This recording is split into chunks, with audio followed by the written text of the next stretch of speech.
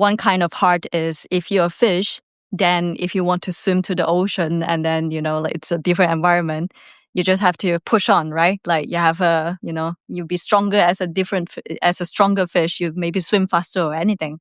But another kind of heart is you don't know who you are. You don't even know you're a fish. And then you're trying to compete with monkeys climbing the tree and you're kind of like out of breath. You're not as good as they are. And my 2008 high school self just got like blown away. That person replied that says, you should just go for computer science. And I'm like, whoever that is, thank you so much. You're one of the reasons why I'm here today as a data scientist and AI engineer in 2025. Especially in the work that I do for clients right now. Intention really matters. And what problems are you solving and for who? Humans have to come up with this first and foremost. And then the tech comes in. There's a guy who is so convinced that he is a mushroom. He's not a human. And so he just take this umbrella and then just stood on one side all along. And so one day a person comes along, just take another umbrella and just sit next to him. And then that mushroom guy said, hey, what are you doing here? And then that guy just says like, I'm also a mushroom. That guy says, we're mushroom friends now. And then after, sitting with that guy for some time, that guy just started to stand and walk. And then the mushroom man just freaked out. Hey, you're a mushroom. How can you do this? You don't know. It's 2025. Mushrooms can walk. Interesting. Are you okay? Mushrooms can walk. And he said, of course, all mushrooms can walk starting this year. And then that mushroom guy just stand up and walk. The moral of the story is, I don't have to be right. I just have to try my best to have the intention to get this person into where they want to go.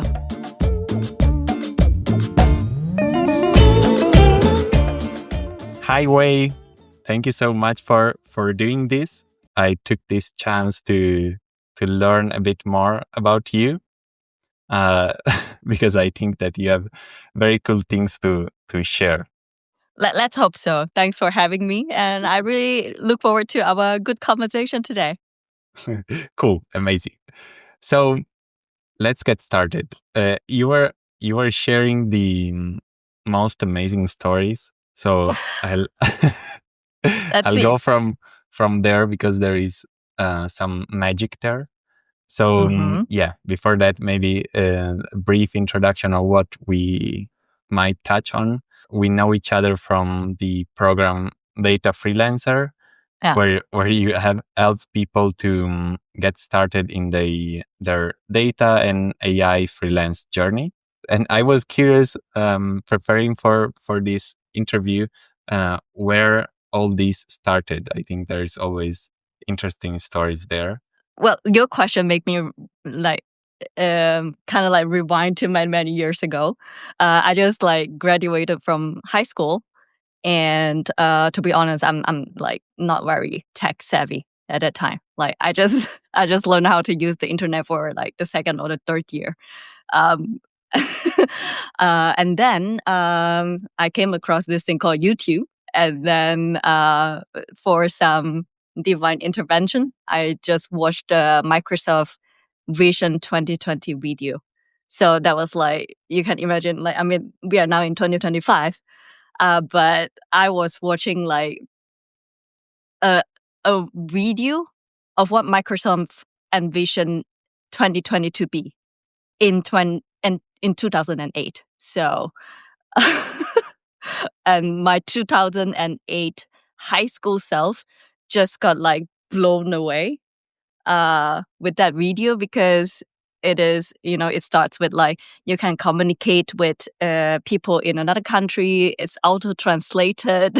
And then there's this like, like the transparent glass panel with text popping up, like, oh, your things is done. Oh, this person has this update. You see dashboard and everything.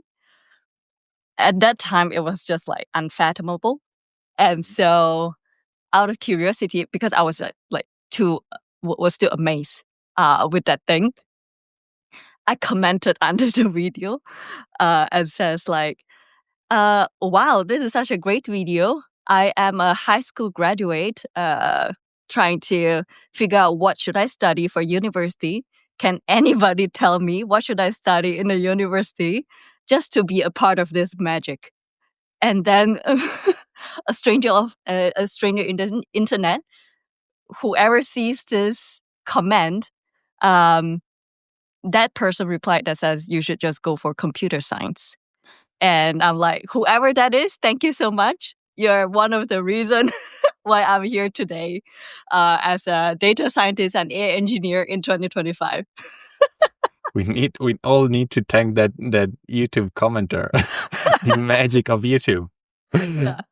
A gesture of kindness. Yeah. Yeah. So it's sparked by inspiration, really, of magic making. Okay, so from there you started the traditional path of computer science. Actually, software engineering. So Okay.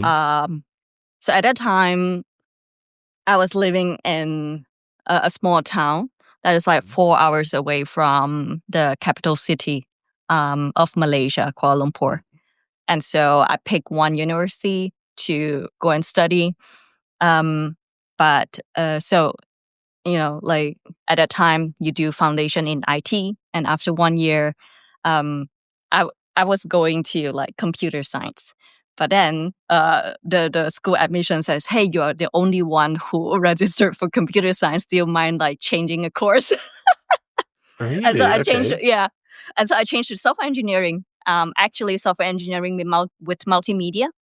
And so in that 4 years, a fascinating tech came out, which is called AR and VR, so augmented reality and virtual reality.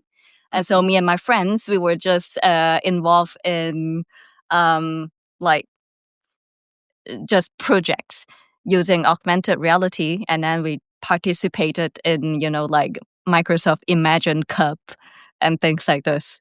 Yeah, so that was bachelor's time. Good time. It's been some time. Cool. And then because now you're not in Malaysia anymore, right? Yes. 10 years. 10 years in Germany now. Okay. And Yeah. how do you like Germany? It's great. Mm-hmm. I just saw one of the first Christmas market booths today that's getting set up. So yeah, Christmas market is one of the things that I look forward each year in Germany. But yeah, Germany is, for these 10 years, I think I really have to thank this country for it, because it really grows me as a person. I feel like I've grown a lot in this last 10 years. Really? Okay. And you think that Germany helped you to grow personally? In which way? Yeah, I would say fundamentally, because like I've basically uprooted myself in one culture, one country, one environment, and then being put into like such a different environment. And so I think the greatest things that Germany has made space for me is to know who I am as a person, what I prefer, what my thoughts and preferences are, and what do I want. And then I can go towards that. And so I would say in general, like this individuation, this is what Germany has given me space to grow into.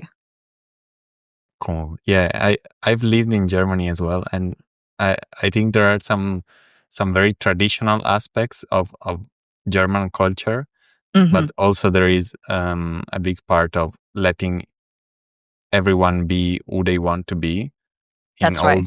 weird ways. They accept and are very Yeah. very particular, and there is not that much judgment around that compared to other countries or other cultures. Yeah, that's right. And so like I think this is the right place that I'm being put in to actually grow as a person. Like I know I am not anybody's shadow this way. I'm just me.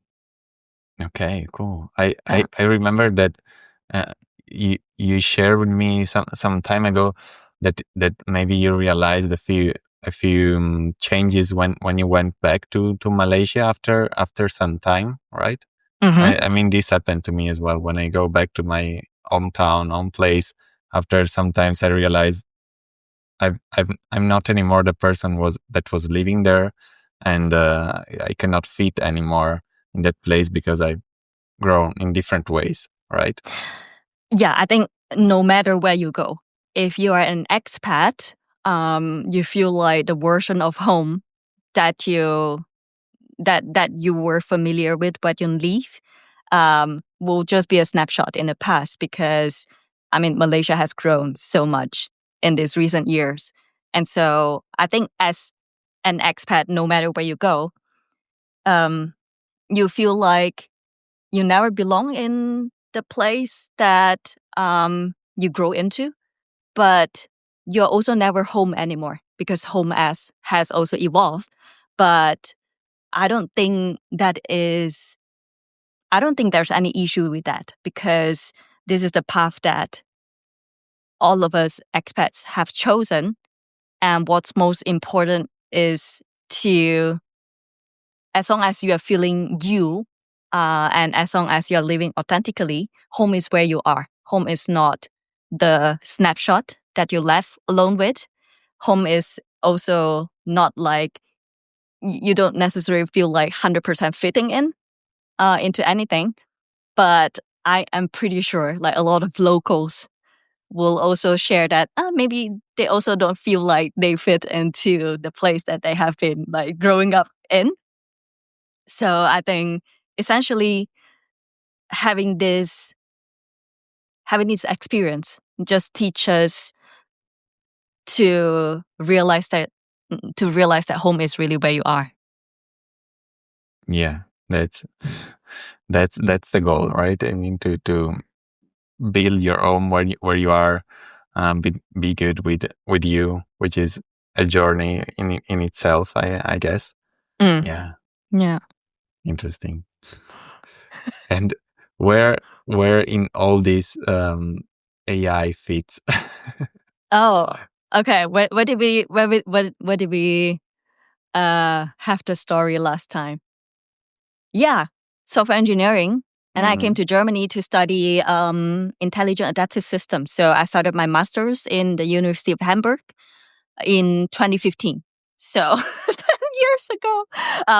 Yeah. So that is that 3 years is such a eye opener, because that's when I really learned the ins and outs, like hardcore research and application of machine learning, deep learning.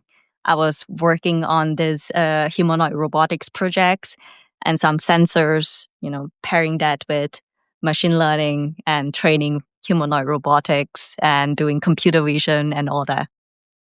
What do you think of the last humanoid robot thing that came out last week? I think Mm-hmm. this, to me, weird robot with a sweater that the Neo. I think it's called the Neo Yeah. something. Yeah, I wouldn't Is give up things, but the humanoid robot that I was working on also starts with N. So, okay, uh, um, interesting. yeah, Mm, you guys sort of share very similar names, but then when I think about that version of the robot with this version, I yeah. think it needs some. Maybe give it 5 more years for another breakthrough. I think it's more like maybe humanoid robotic is developing a little bit, needing more time for all the undeterministic situations, undeterministic scenarios in real life. So I feel that, yeah, It takes much more if time than people expect, right? yeah, but I think it's also the perception, the audience perception of it. because humanoid robotics it can be borderline like uncanny, Yeah. and so the mode of presentation has to be a little bit careful, because if you present things like, hey, you have a person that is maneuvering the robot, which means like, what about the privacy? It's like Yeah. it's like, That's definitely unexpected. Yeah. yeah, but I think that is the safest way for the team to actually in a more controllable way, ensuring the accuracy of the humanoid robot. And so I would give it some grace, but I also totally understand how uncanny it can feel when us just put ourselves in the shoes of the consumer, of the user, and then extrapolate this presentation into what might be in the future. So yeah, if anybody is thinking about, shit, the future is doom, I can totally understand. Like, this is just I think the handling of the presentation into what the audience might feel like that can be more considerate. Yeah. But because the end goal, I mean, not everyone will see it the same way, but most people would love to have someone, if it is a robot, it's fine to do all the household stuff for you, right? That is great, but I feel the technology will need more time than expected. Even if Elon Musk, I think, is saying that in the next few years will be there in every home, something like that. But you have been working, for example, on this from 2015, right? And you think it has advanced a lot in these 10 years, or it's a long incremental journey? I don't think it's going to be incremental. I think it's going to be exponential from the rate of development. I think it still depends on how the world is moving, and being somebody who have worked briefly in humanoid robotics afterwards. I mean, I have some years in research, also in synthetic patient data generation field. What I think is, I can almost hear two sides of things. One is the voice of the rest of the world who are not in the research and who are not in the work, having to apply it. Their concern is real. And so that should not be ignored. That should be leaned in and listened to. It has to be a dialogue for how this can be done in a way that essentially is affecting everybody, to be honest. And people, like, voices from all sides has to be considered.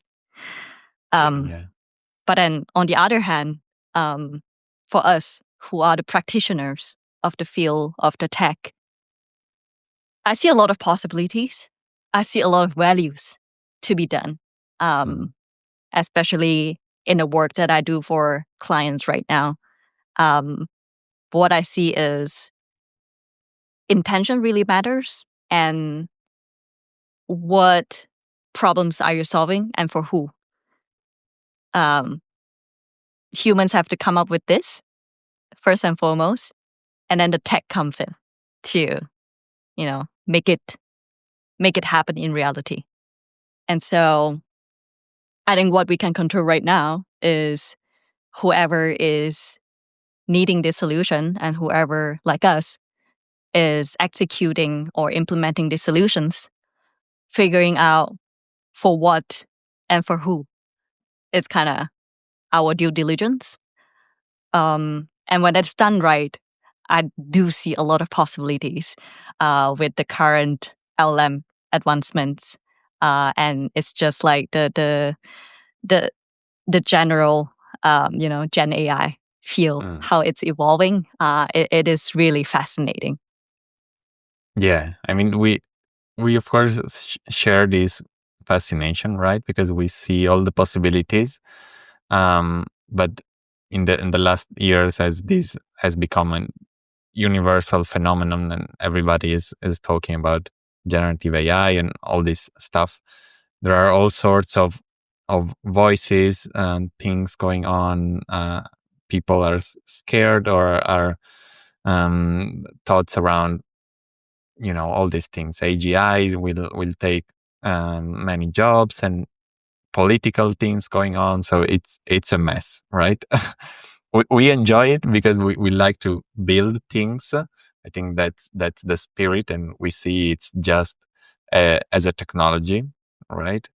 But most people which are not into this will hear the news, hear whatever, and understand what they can with the information that they have. So there is definitely a bridge there. To there is a gap to fill between these two words, right? And yeah, I guess as you were saying, it's important to pick the right things in a way, do it well, but also communicate it in the right way, so that people understand and don't have a weird expectation or fears. Is that something that you feel that you feel when you work with clients or interact with less technical people? You mean when communicating with less technical clients, am I understanding correctly that do you think I feel that they care about the for what and for who, or how should I understand your question? Yeah, if you feel that there is a disconnection between how you see this technology and what less technical people expect from the technology, or what they think about it, if they have fears or how do you say it? Yeah. For the clients that I come across, usually it is not like I go and pitch that they need a solution. It's more like they come to me that says they need a solution. And so I would say in my biased small sample size experience, there's less fear when a client comes to me and said they need a certain solution to be made. There can be, the application of machine learning or even like statistics, like traditional data insights, predictive modeling, or the bridge of like taking predictive modeling insights and then pair that with LLM generation based on these insights. But usually when they come to me, they already know what they want. But then it's up to us to say, okay, what is the best way to go about it? Do we care enough for the project to carry on a good work for the client? Is the for what and for who aligned with the implementer as well? It's like, do I feel proud to put this piece of project in my portfolio? I think this is then regarding the fit. And if it doesn't fit, just feel free to, politely excuse yourself of this opportunity. But then what I am striving for is try to do things that are for good, because this is part of my values. But for good is also kind of like, hey, it can be anything. Yeah. But for me, it's kind of like something that I told a lot of our members, our community members, is when you look back at the things that you do, even as a freelancer, content creator, or whatnot, it's okay to feel cringe, but you don't really want to feel shame. And so it's kind of like intention matters. Okay. So what's an example of something that you have worked on that you are proud of it? Quite many. So right now I am developing an automated tool for a consumer goods company to help their data scientists come up with stability tests. So basically, stability test is like, when consumer goods have an expiry date, they have to really like test their products over some time and then use some algorithm to come up with expiry date. So to me, I feel like this is a meaningful project because I get to save the data scientist time who come up with expiry date for consumer goods, which these consumer goods will be used by many, many people. And then another project that I help to do is the pollutants monitoring of the rainwater system. So basically, part of Germany and the Netherlands share the same water system, and then I help build sort of like a predictive modeling tool to kind of like say, hey, can we, it's all sparse data. So, and then data is kind of like inconsistent and everything. So a lot of processing is involved. But that tool now managed to kind of like predict pollutants in time to say like, hey, when a pollutant is being detected abnormally at upstream rivers, then by this and this time, it's going to flow to the border to the Netherlands and things like this. And so this is something that, when being used correctly, can really benefit maybe the lives of a region of people. Like, I don't know the future usage of this tool, but the implementation of it, the intention behind developing this kind of tools, So in to this me, project, sorry to interrupt. no, all good. So this is one of the examples of saying some of the projects that I feel proud of. Yeah, that makes sense. Just explain a bit the difference, because that's where I think it gets confusing for people. For example, for this last project, is it generative AI? Is it deep learning? It is traditional machine learning? Statistical machine learning. Okay, what does it mean? It is not even the classical machine learning. Like, we just use statistics as the background algorithm of it. Okay, so No it Gen means AI, Mhm. no deep learning, no neural networks, not even random forests. It's just pure statistics. Yeah. Oftentimes, this is just enough to solve the problem reliably. Mhm. Because there is maybe a tendency now to use generative AI with these large language models for to solve any kind of problems, or there is this possibility, at least, right? Mm-hmm. And from simple things like using ChatGPT as a consumer, as a user, and you are asking it to translate Apple to Italian, Yeah. and it's like using I don't know, a atomic bomb to kill a mosquito, right? I've heard someone saying that. Because we can think about it, but the normal people using ChatGPT doesn't realize that it's a huge technology, right? And there are data centers and transformers and all incredible technology behind it that runs for every simple conversation that you have with ChatGPT, right? While for many things, it's not needed that so intelligent technology. You know what I mean? Yeah, but I would say that's a big distinction between the predictive modeling models with Gen AI or LM models, because predictive modeling is largely discriminative models, and then the LM, like the things that ChatGPT or whoever's coined the term like AI, the big umbrella term, they are largely generative. And so they have different usage. So in terms of like what you said, I want to do translation, then a generative model can do that very well because you can put like a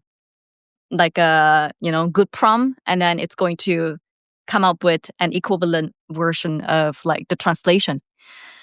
But then in predictive modeling projects, what it needs is not creativity. What it needs is not generating new stuff, but to reliably, based on past data points, to accurately predict things. So if you take time series forecasting as an example, maybe they have very sparse data. They don't need a model like an LLM to tell, hey, can you help me detect anomalies at which point in time when this happens? Because a generative model is most likely to make things up. But a predictive model, a discriminative model, is going to train the model based on the past data. And then if the quality is good and if the model has been trained successfully, it can then accurately predict in time what would the anomaly be. Yeah. So they are for kind of like different usage. And that is why I think there are certain use cases for LLMs. There are certain use cases that the discriminative machine learning models or statistical models will still be in demand because they are inherently for different things. What's the current or next thing that you would like to work on? What that excites you right now? What are you I don't know, experimenting with for a future client project or? I think right now I would still focus on becoming a problem solver for worthy problems. So for every project that comes, it's important for me to satisfy, like, to be convinced of the for what and for who. So if you come with me that says, hey, we want a water pollutant monitoring system to do this, and it's going to be used by this and this person. If I feel convinced of this, like, okay, like aligns with my values, then I'm going to say yes, because to me, based on my previous experience in academia, in industry, I know where to look for solutions. And so it's like right now, the tools that I have in my toolbox is machine learning, deep learning, statistics, LLMs, AI engineering. And so for all of those things paired with software engineering, you can basically look for any solution. You can come up with any solutions. But what I think is, as long as there's a worthy problem to solve, then it doesn't matter what does it take, because every freelance project that I'm taking on, it's just so different. And so back to your question is kind of like, it doesn't matter what problem for me to solve. I know I have the toolbox. I have enough cards to pull out, and fundamentally, I know where to look for solutions. And so for me right I now, love it. Mm-hmm. right now, it's kind of like, yeah, if a data science problem comes to me, then great. If a predictive modeling plus LM project comes to me, then great. I'm just looking for worthy problems to solve. So back to your beginning, now you know how to make the magic happen. So you're more focused on make sure that it aligns with you, right? You keep repeating this for what and for who. Yeah. And so you just search for alignment there. That's the important part for you. And then you know that you have so many tools now that you can find a solution, right? Yeah, that's a very good depiction of where I'm going.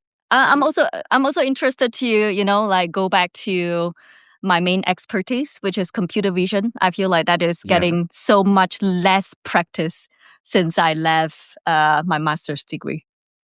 Okay. So you would like to work on that again? Mm-hmm. Yeah, it would be great. It's so fun. Yeah. Yeah. Yeah. Search for it, right? They are. Yeah. Just need some good portfolio items, and then I will start applying. Cool. And I guess the other, correct me if I'm wrong, the other big part for you, I don't know if it is half or different, is helping other people in their freelancing or business journey, right? Yeah, that's how we met. Yeah, that's how we met. Yeah. and yeah, you shared with me many things about personal growth and everything related to this kind of journey. But how it started for you?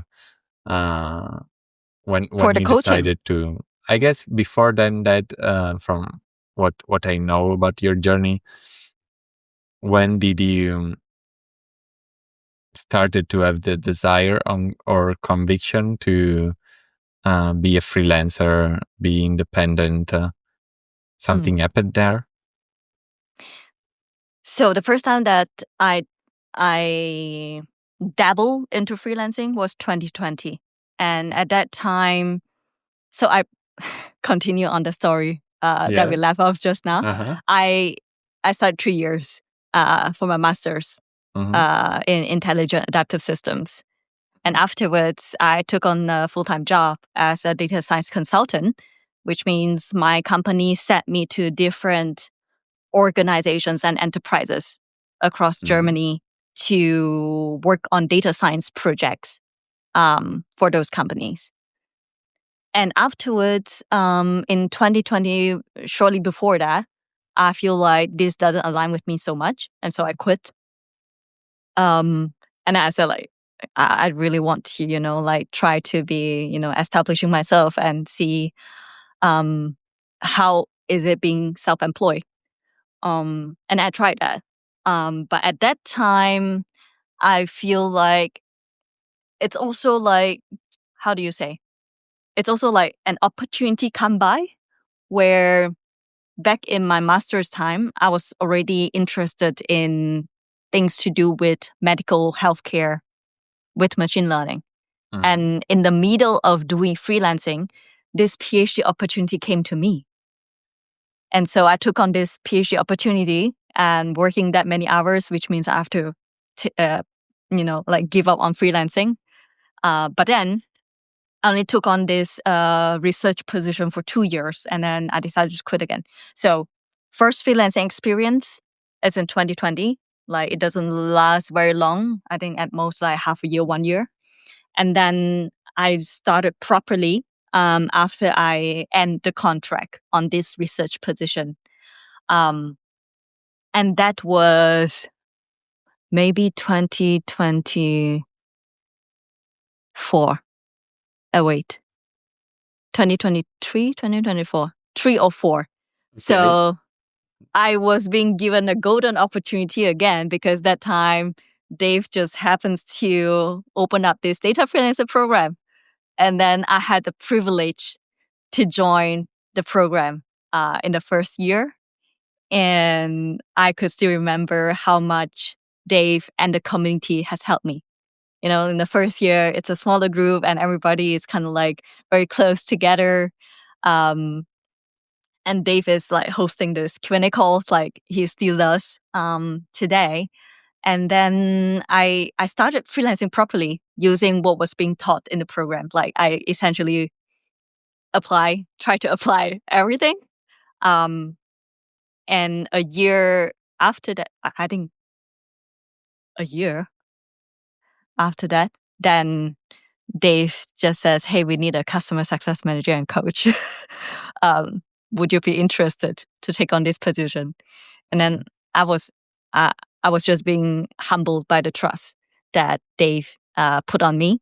I feel like Dave, customer success is not written anywhere on my resume, but thanks for trusting me. It seems like a very meaningful role to take on. I'm willing to try. Like, let's give it a try. And now it's been like 1.5 years. Okay. Yeah. Like, there is so much I feel to unpack there.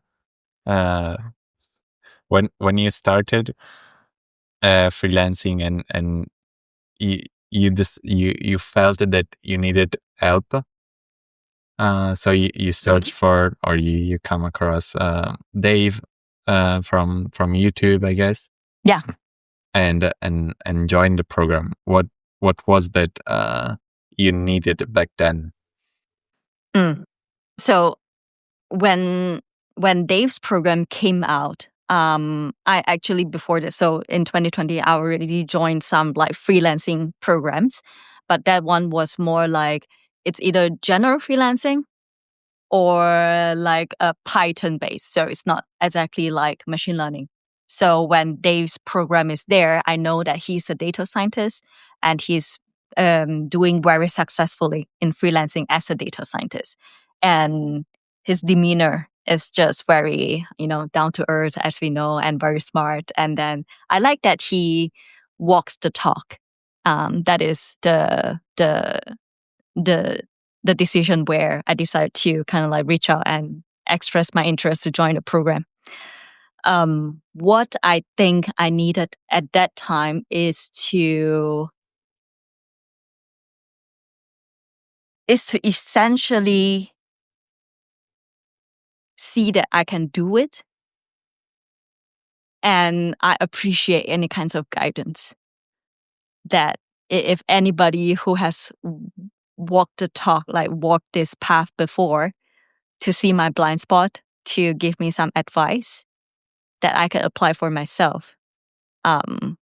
This is why, like, this is mainly why the relevance of the program itself, paired with thinking that I need somebody experienced who was on this journey doing very successfully and I can resonate with, to help me to go through this process. Yeah, makes sense, right? And what are some I guess limiting beliefs or something that you personally struggle with during that first year? There is something that comes to mind or not? Yes, I told Dave in a later interview, I said, Dave, I didn't have confidence. I outsourced my confidence to you. And thanks to you, I'm here. Yeah. I'm in the game. I think you told me that phrase the first time that we met. I wrote it down and I always remember that. Yeah, and I'm trying to do that to all the community members now. Like, I'm like, I know what you need, based on the fact that I'm also in the game. And so if you can leave the rest to us and then just say, I want to go here, we'll help you get there. And so in a way, I'm trying to be outsourced the confidence as I unknowingly outsourced my confidence before. Yeah. Yeah, you're now passing on, right, to us, to the rest of the people in the community. Yeah, but I also think it's my pleasure. Like, it is just such a pleasure to witness everybody's journey, because it's better than movies. It's better than watching movies. Like, look at your experience. Like, look at your journey. Like, from the first time that we talk and until today, you have grown a lot, and you have also achieved some things along the way. Yeah. And so this takes, like, you see a real life scenario in different people. You see the stories in different people. I think my role is just to remind everybody what they know already within themselves. I just reinforce that, Nicola, based on what we talk, I think you are this and this person. If this is your goal, I help you hold your ideal self in my mind. And in my mind, every goal that you told me that you're going to achieve, I consider it done already. And now I'm just walking this process with you. But in my mind, it's already done. And I'm just waiting for one day in the future that you come back to tell me that says, Hwei, I'm already in my ideal self. And I'll be just like, yeah, I knew it. I knew it a long time ago. Yeah, that makes sense. But what, now that you have seen people going through this, what are the skills to be coachable? What are the skills to be coachable? Wow, that's such a great question. Let me think. I think it's mostly the humility to see a different perspective of the story. What do you mean? A lot of people, so in my experience, I feel that I cannot help those people who cannot believe in another version of narration. So what they want is, I'm stuck here. Don't convince me otherwise. And then they're not receptive to the other things. So I would say, first of all, the humility to accept that reality has different narration. And you just have to, rather than seeing it as good or bad, see it as pros and cons. And then see yourself as one avatar in the sandbox and says, I'm here. This is where I want to go. What is beneficial for me to take? And people with a certain narration, they are very, very convinced of something. When I see that this convincing reality does not serve them, and if they are not ready to accept other possibilities, other narration that says, hey, maybe you can look into here and that. I think if they are if they decide to stay in this narration, there's nothing that I can do. I see. Yeah. So also, this is one. Second would be accountability. Okay. This is what we do every week, Nicola. I know that part well. Okay, yeah, but accountability. Do they follow up? Do they follow through with the things that they should be doing? They said they would do. Yeah. So because action moves the needle, right? Mhm. Yeah. Yeah, of course. I was curious to dig a bit deeper on the first part that you what you said, right?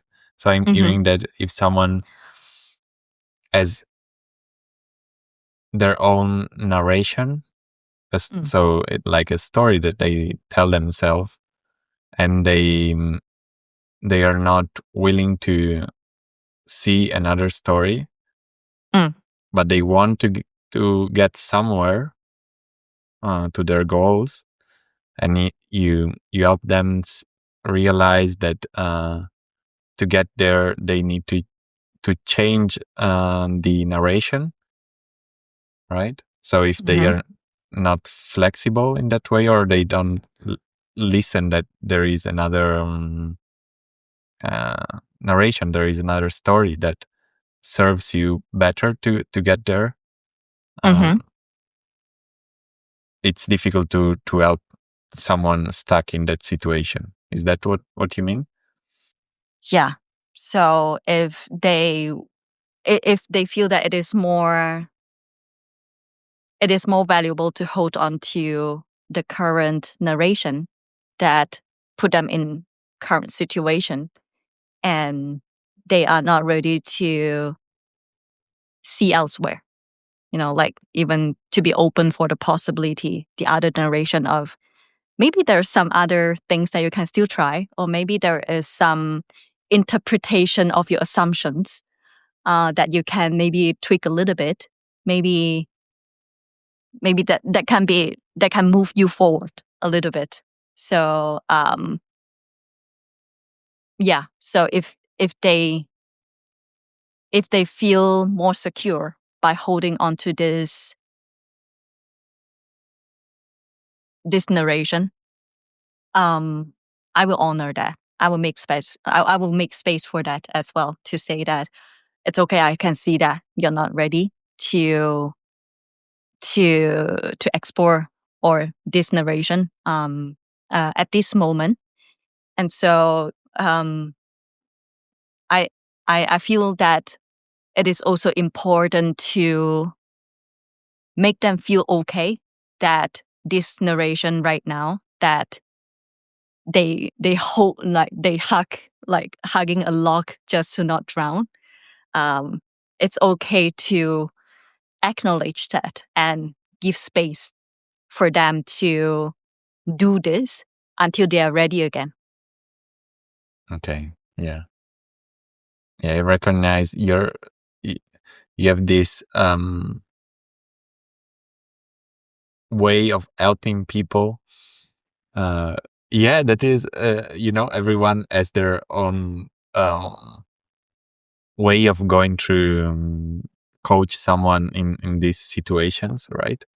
There are some more, I don't know how to call it, more strict in a way, but you can go and take someone from where they are. As you've said, acknowledge that they, in this moment, they might need something else, right? That you cannot force them, right? That is a more gradual journey that comes with whatever time and type of journey someone needs, right? Have you heard about the story of the mushroom man? Mushroom? No. Okay, so Tell me. I've watched this story from the internet, so I don't know where to cite this from, but this story stuck Yeah. with my head, and I've been secretly applying to all of you guys all along. Oh, let's see. So the mushroom man is, there's a guy who is so convinced that he is a mushroom. He's not a human. Okay. So a guy is so convinced that he is a mushroom. And so he just take this umbrella and then just stood on one side all along. Like, he just wants to be a mushroom. Like, he is so Okay. convinced that Leave he me is a in mushroom. peace. Yeah. And then, of course, other people who care for him will say that, you're not a mushroom, you're human. Like, come on. It's like, look at yourself. You don't look like a mushroom. But that guy is just so convinced to be a mushroom, and nobody can change his mind. And so one day a person comes along and just take another umbrella and just sit next to him. And then that mushroom guy said, hey, what are you doing here? And then that guy just says, like, I'm also a mushroom. And then that guy says, we're mushroom friends now. And then after, sitting with that guy for some time, that guy just started to stand and walk. And then the mushroom man just freaked out. And then that mushroom man is like, hey, you're a mushroom. How can you do this? And then that guy just said, you don't know, it's 2025, mushrooms can walk. And then that guy says, interesting. Are you okay? Mushrooms can walk? And he said, of course, all mushrooms can walk this year, starting this year. And then that mushroom guy just stand up and walk. And so the moral of the story is, righteousness is not my goal in coaching. The intention to making somebody, seeing the potential in somebody, that this person is not a mushroom, is a human, and he has the place that he needs to go. I don't have to be right. I just have to try my best to have the intention to get this person into where they want to go. Yeah. Now it makes, yeah, definitely it's how you are helping us. It makes sense. Now you know my trick. Yeah. No, this is great. Yeah. Like, I mean, it's, these stories help you to fix some ideas, but now I see, where from where you come from, and different people need different things. Someone works better with a carrot and stick approach, and it's a someone is a mushroom, and they need a different approach to this. Yeah, I can relate to that. Makes sense. And Yeah, it just happened that I don't have to be right. I yeah. don't need to have another people told me that I'm right for me to feel good about myself. Like I care about another person, and for this care, I would do my best. I know my goal. My goal is not to be right. Mm-hmm. Is to get someone where they want to go. Yeah. Okay, cool. So that's let's say the first skill that you mentioned.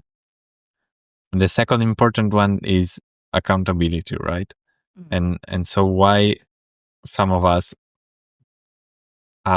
everyone, sometimes we are not able to do what we say that we want to do. Why we need that accountability? Accountability helps you make progress, and there can be many reasons why you cannot do what you wanted to do. You might be lacking skills. You might be lacking some tools. You might be lacking the permission that only you can give to yourself, and another people just have to remind you that um, the power is not outside. The power is inside. Mm. And these are the things that I think in life we just rely on the kindness of another person to help you move forward, and that is how we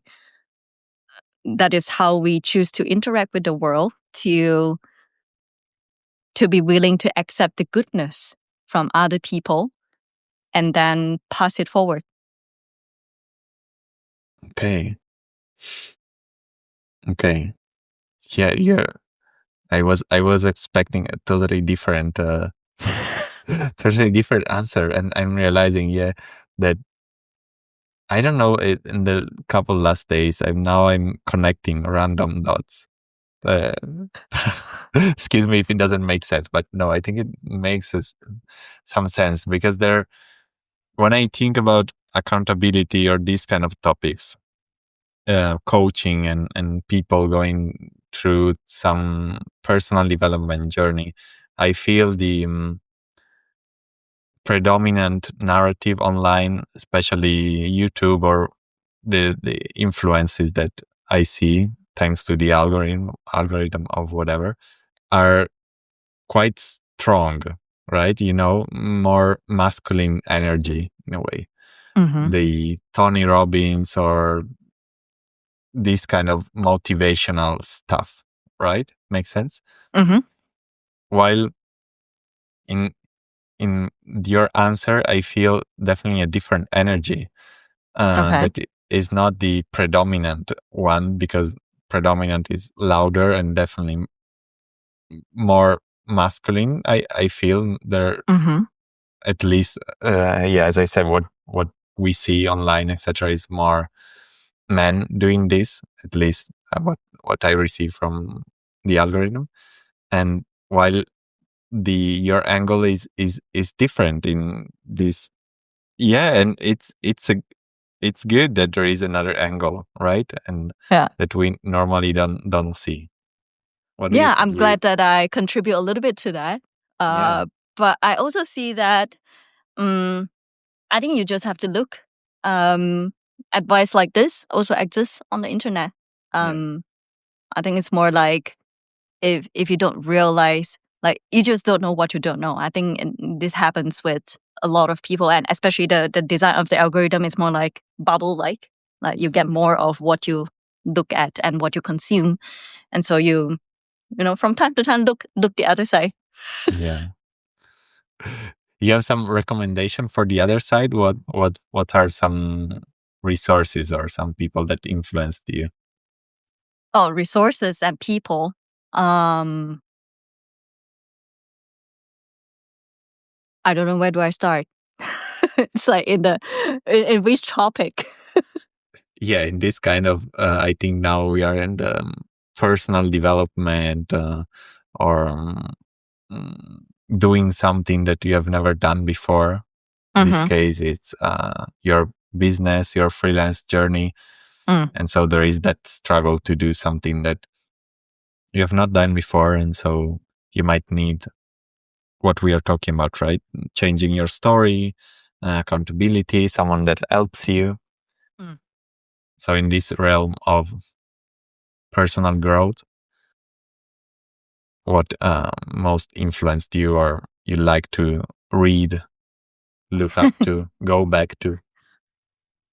I am currently reading. So go back to, I have one principal book that helped me, like that is the guiding light of my life, and then some supplementary books. And but yeah, I can share them. So my guiding principle resource is Diamond Sutra by the Buddha. And then I'm currently reading Tao Te Ching by Lao Tzu. Okay. But they are very meta. They're very like they are for people like me who always contemplate the meaning of life. But the third one that I can recommend is The Way of Integrity by Martha Beck. Okay. What can you tell me about these three books? Or I'm curious about the first one, since it's your guiding principle. What there is in there? The Diamond Sutra essentially says that everything tangible that you can see in this world is kind of like, it's ever changing. So it's kind of like a dream. It's kind of like a dew and like a morning dew. It's kind of like illusion. It's kind of like a shadow. It's kind of like thunder. And we should see the world this way. And so that has given me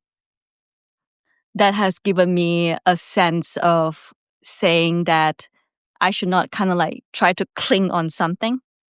I should be really fluid. Like if I want to enjoy the world the right way.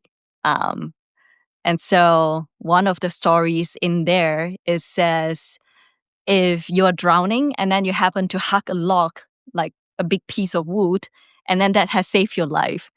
But then, since you're now safe, you're not drowning anymore, you have come to the land, but maybe out of security, you feel like this log is so important for you, it has saved your life, so you just hug it to walk it.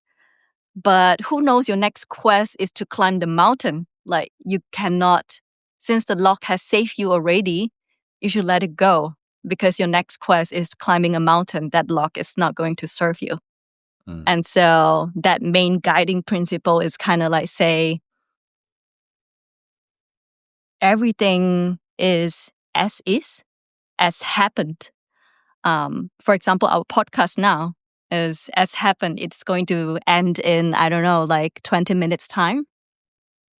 And I should not cling on it. I should not think about, oh, damn, I should change something about it.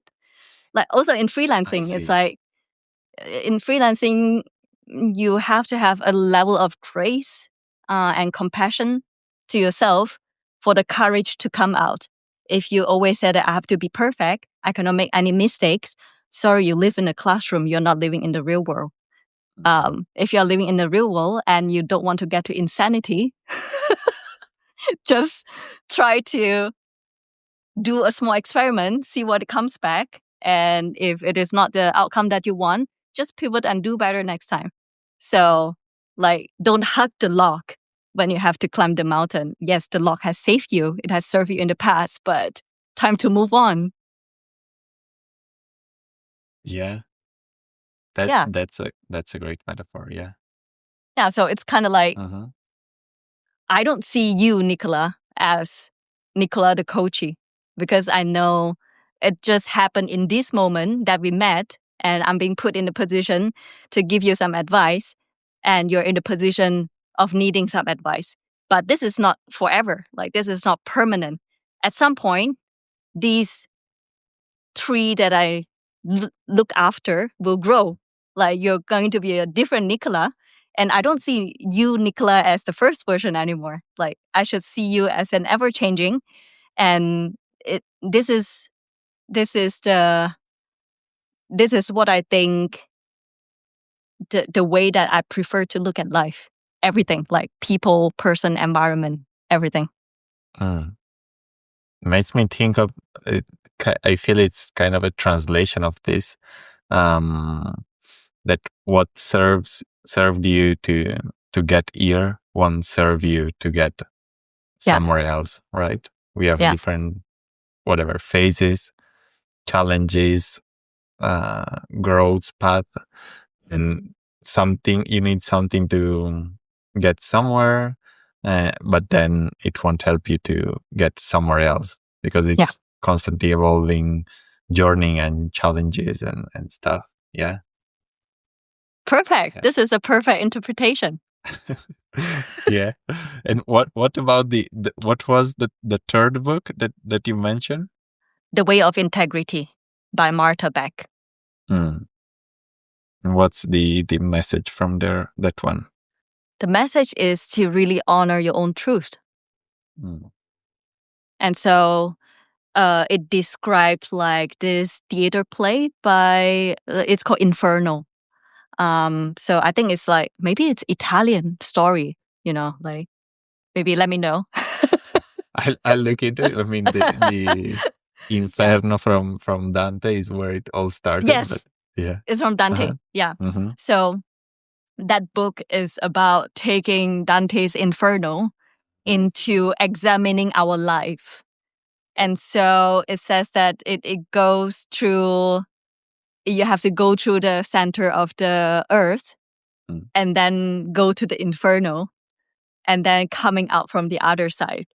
And so that book is such a supernova for me, like, because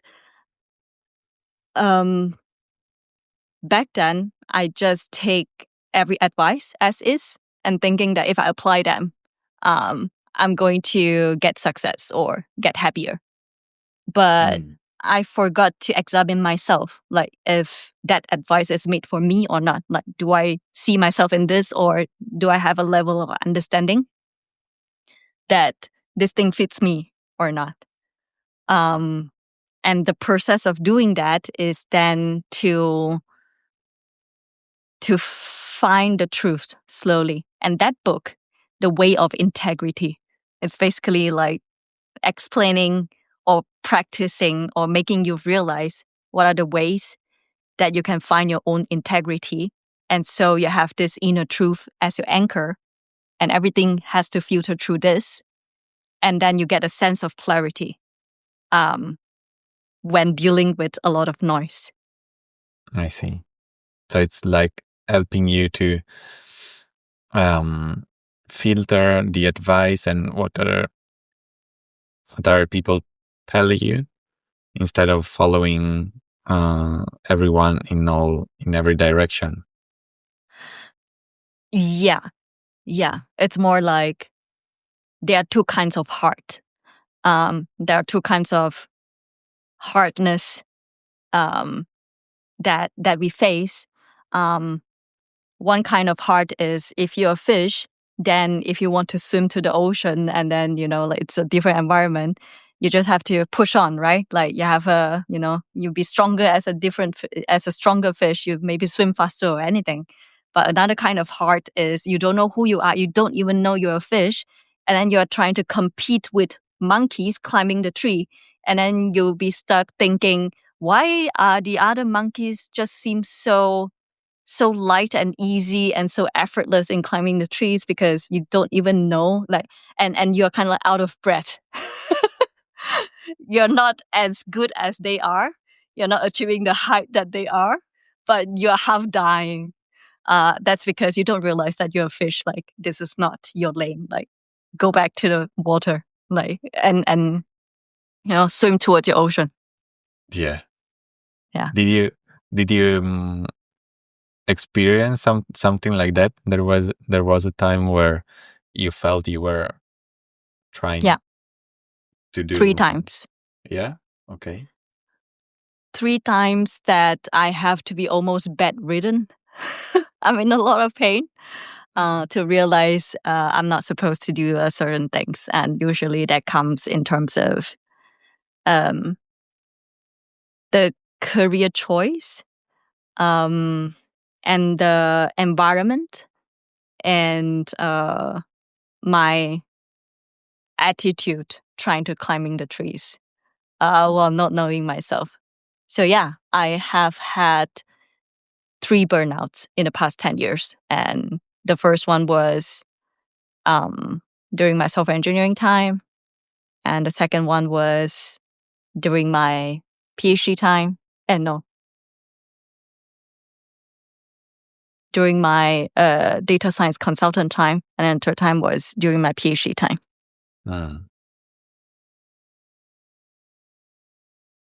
And what did you realize? Why you were?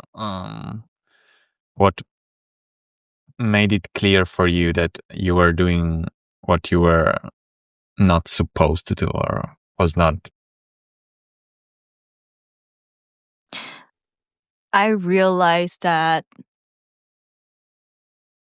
I never think about checking in with myself. If being in an environment or doing a certain thing will make me respect myself more or less. So I didn't. So it's more like I keep looking out, and then I try doing things, and I try to come up with a good result, good performance. But then I don't know what I'm made of. So it's kind of like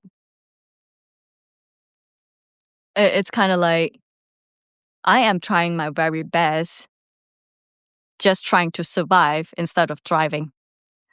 And that comes in many, many ways. Maybe it is with the pace of the project. Maybe it's with the nature of the project. Maybe it's with the nature of the environment, of what is demanded of you. And these kind of self-awareness came after taking me 3 excruciating physical pain, to realize that maybe I should look at what I'm made of.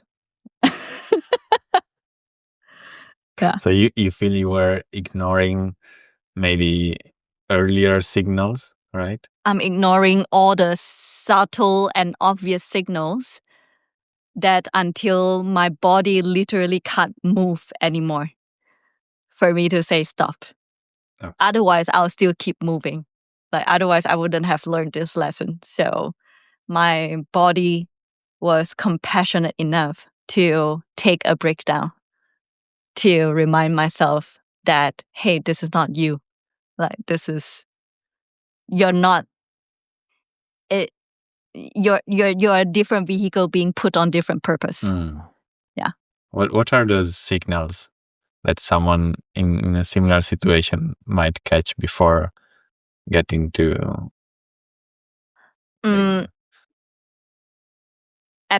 At first, I would say it is little discomfort here and there. And that might come in terms of emotions, that might come in terms of sensations. And then the next thing would be you're trying to overcome them, but you feel that you are slowly giving up on yourself or betraying yourself. Like you're so kind of like betraying your own truth in order to get better, if that makes any sense. And then you keep giving in. So you slowly find yourself grinding more like you feel like you grind yourself off, that nothing is left, like you're slowly losing your life force instead of feeling like I'm still myself doing this. Yeah, it's going to feel like I keep running and running and running, but for what? And maybe your logical brain is going to convince you, it's for this, this nice achievement, and it's for me to prove to myself that I can do this. But yeah, this is kind of like a slippery slope where you betray yourself again and again and again. Yeah. Yeah. And those are the signs. Definitely. It happened. Those are the signs. And then you wake up and then you think like, why am I doing this? Like where am I? Yeah, exactly. Wanted to say exactly the same. But it happened to me in the past, going into work in the morning. You get there, you sit at your desk, you look around, and you say, "What am I doing here?" Yeah. Time to look inside. Yeah. That's a message for you. Read the message. I see. And so it's interesting. You said that this happened to you 3 times. So it was different things that you discovered, or you went back to something similar that, I don't know, catch you in a different way. Same feeling, different environment, different faces, different projects. But the feeling is the same. The feeling is that I didn't stop myself right there and allow myself to do the things or be somewhere, or, well, generally do something that make myself respect me less. That's the question that I didn't think of questioning myself back then. If this would be my decision filtering process, that would make a lot of life easier. I see. And there was a part of you in the second or third time that says why you felt again into this, or not? No, second and third time I managed to catch myself easier. And being different from the first time is kind of like, I just graduated university. This is my very first job. I have to do my very best as an A+ student, like score perfectly for everything that I do. When I had the first burnout, I actually doubted myself. Like I actually asked myself, like, why am I so useless? Like, why can't I do this? But second and third time, no. Like second and third time, it's like, there it goes again. I thought I have pivoted, but looks like I have not pivoted enough. I see. Okay. It Yeah. makes sense. There was some,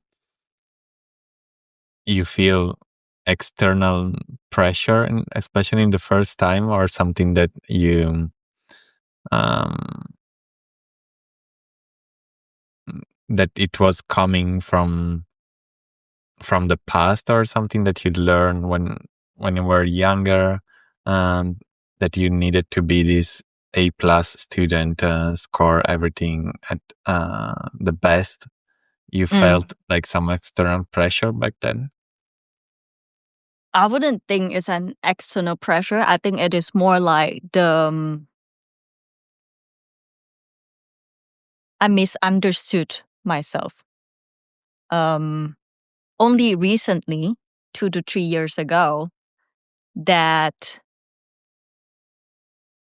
I change my perspective on my existence in the world.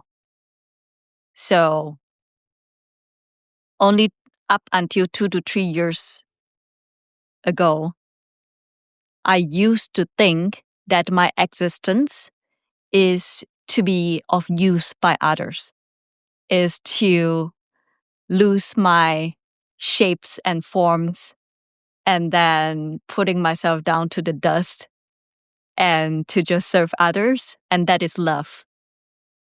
And that is contribution. That was my thinking back then. And yeah, well, since this last 2 to 3 years, I've changed a lot. I'm living a much better life right now, and continue to do better. But yeah, that shift in perspective, that I am my own person. I have my shapes and forms and boundaries. This is where I end. This is where others start. I can have my own preference. I exist in the world.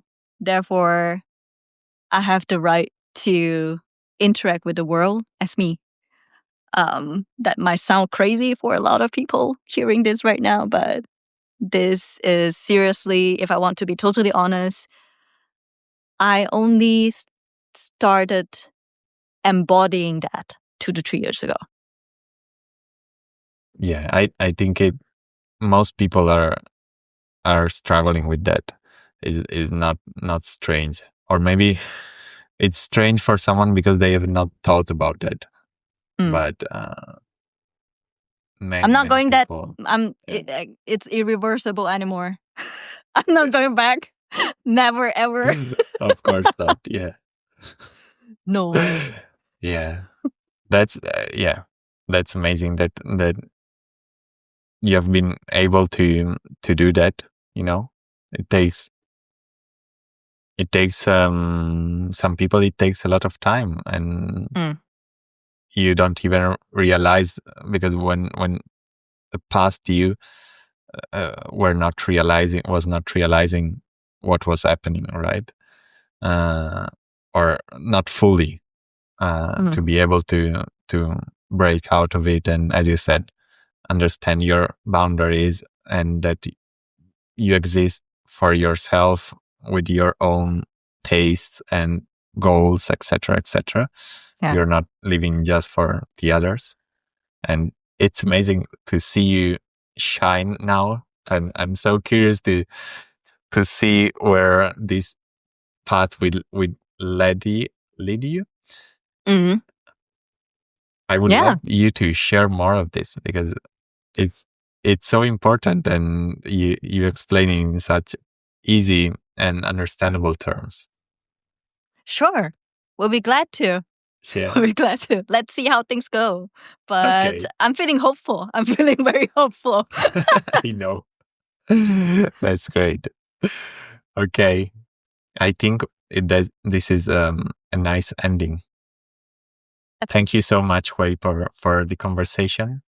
Thanks for learned having a bit me. more about you, and you have shared so many interesting things. I hope people can use them to grow themselves as well. Yeah, really, Nicola. Thank you so much for inviting me to do this. I am not used to talk about myself. I hope this ends well. But in any case, I've enjoyed our conversation today. And thank you for having me. Thank you, Hwei. Thank Bye. you. See you. Bye.